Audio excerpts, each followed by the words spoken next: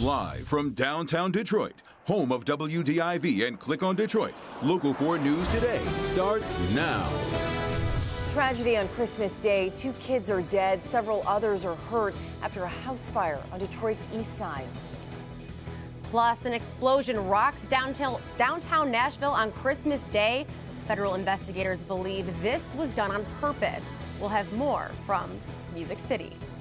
And it was a white Christmas across Metro Detroit. The local forecasters are checking to see if more wet weather is in our future. Just take a look at that beautiful Christmas tree in downtown Detroit at Campus Martius. It might be the day after Christmas, but it is still sparkling. That's right. We're still celebrating here. Absolutely. Yeah. I mean, just look at our festive colors alone. Exactly. We didn't even plan it. Well, yes, we didn't plan it, but I feel like we're on the same wavelength. We are. I mean, Christmas is not over. I keep the holiday decorations up well after Christmas. What about you? Absolutely. And this year, more than any other, it's a good idea to just keep it up, keep things festive in the house. I mean, nobody's coming over to judge you if you still have your Christmas tree up. Paul, I think she's onto something there. Well, you know, if you have one of the artificial Christmas trees, you can leave that up as long as you want. I mean, you don't have to. Now, the real ones, you got to water, and eventually it's, you know, well, you got to get rid of it. But right now, if you're heading outside, you have that coating of white, as the ladies were just talking about, and 4-zone weather. We'll start with that. 21 degrees in the city of Detroit. We have 21 degrees in Canton, same number in West Bloomfield, 23 degrees for you folks in Taylor, 22 on Grosse Ile. That's at the airport there in the south end of the island. Dundee, you're at 21 degrees, Saline at 21, Carlton at 21, Monroe at 21. That's our south zone. In our west zone, okay, we do have a teen, 19 degrees at Gregory. We have 20 at Whitmore Lake and 21 in Howell. And in our north zone, 20 degrees in Oxford, 21 in Romeo, 21 in Deckerville, and then some 22s there from Sandusky down to Melvin, down to Emmett. All right, Storm Tracker 4 is showing not a whole lot going on, and through the day today, we are going to see temperatures rise to around 30 degrees or so with a bit of a breeze out there. We warm up tomorrow. We'll talk about that coming up in just a few minutes. All right, thank you, Paul. Time now is 7:02, and 2 children are dead. 3 others are injured in a house fire that happened on Christmas morning. It happened on Helen Street near Outer Drive in Van Dyke. As Victor Williams shows us, a family grieves over an unthinkable tragedy. Well, the fact that this happened on Christmas Day is absolutely heartbreaking, but the children that did survive that house fire, they are now undergoing treatment for third-degree burns and smoke inhalation at Children's Hospital of Michigan. In the meantime, the family is, of course, grieving, and also the first responders who had to make that grisly discovery as well. It only took first responders 6 minutes from the time the fire broke out to make it to the home on Detroit's east side engulfed in flames. There they would find a Christmas tragedy. Units entered, suppressed the fire, and unfortunately, we lost 2 children. Detroit Fire Commissioner Eric Jones says their efforts to save the deceased, Dylan and Demarion, was simply heartbreaking, especially during what's supposed to be the most wonderful time of the year. It's extremely tragic anytime you lose a child, but to lose 2 children on Christmas is unimaginable. Considering the fact that most of the first responders are parents, it was easy for them to place themselves into the shoes of the mother who had just lost her 2 boys at the tender ages of only 6 and 7.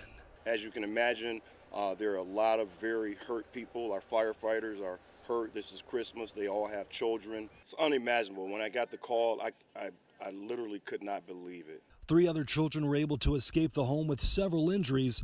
We're told the mother had to jump from the 2nd story with 1 child to make it out alive. But if the first responders are having a hard time handling this incident, one can only ponder what the parents are going through. Unfortunately for this family, heartache isn't anything new. We lost our brother earlier this year, and now we just lost our 2 nephews. So we're grateful for everybody else who did make it out. But we are hurting, and it's not going to be easy. And once again, all of this. And that was our Victor Williams reporting. Federal investigators in Tennessee are calling it an intentional act. You can see the destruction left behind after an explosion rocked downtown Nashville Christmas morning. It left 3 people hurt and a street filled with broken glass and rubble. Chris Pallone has the latest, and we do want to.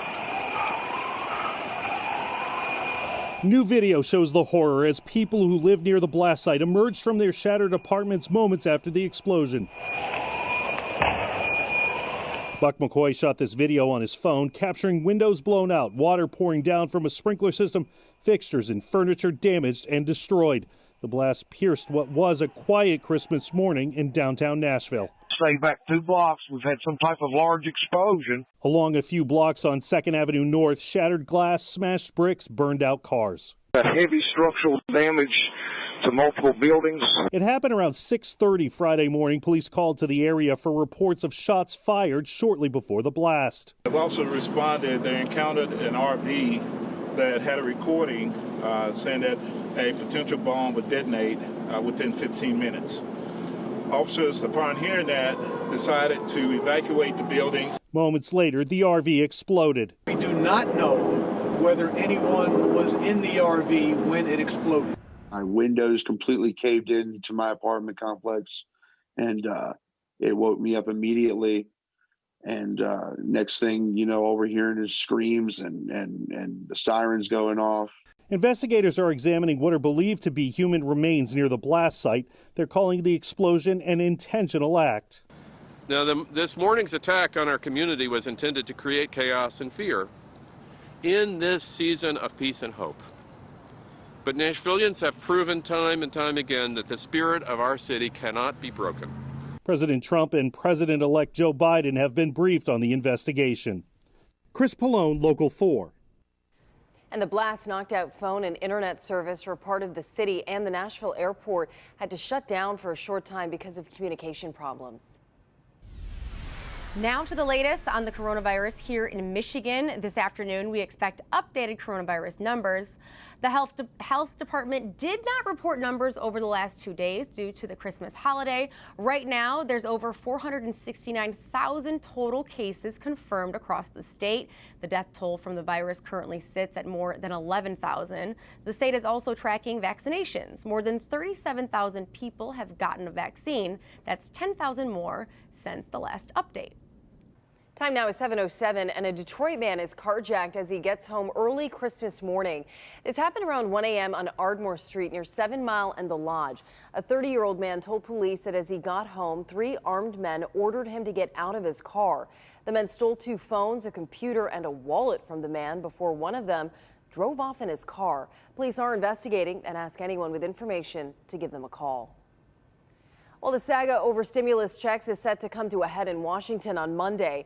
That's when the House of Representatives will vote on a standalone bill to raise stimulus payments up to $2,000.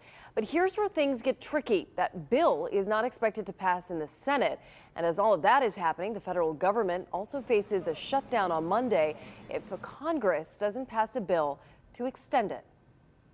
Certainly interesting. Never a dull moment. Yeah, this is one domino after another. Absolutely.